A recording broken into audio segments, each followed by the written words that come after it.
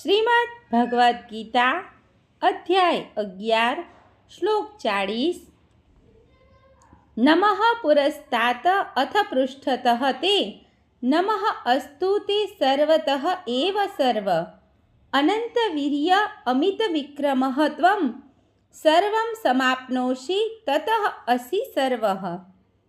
અનુવાદ: આપને સન્મુખથી, પાછળથી અને ચારે બાજુથી નમસ્કાર હો.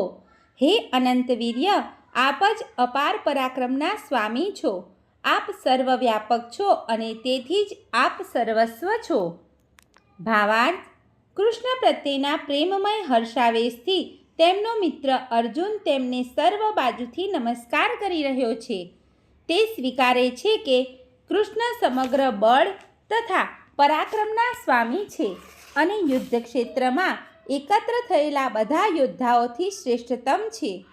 વિષ્ણુ પુરાણમાં કહ્યું છે કે યોયમ તવાગત દેવ સમીપમ દેવતા ગણઃ સ ત્વમેવ જગતત્રષ્ટાઃ યતઃ સર્વગતો ભવાન.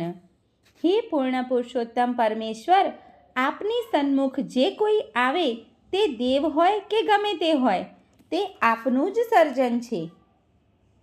સર્વે મિત્રોને દીપ્તિ જોશીના જય શ્રી કૃષ્ણ.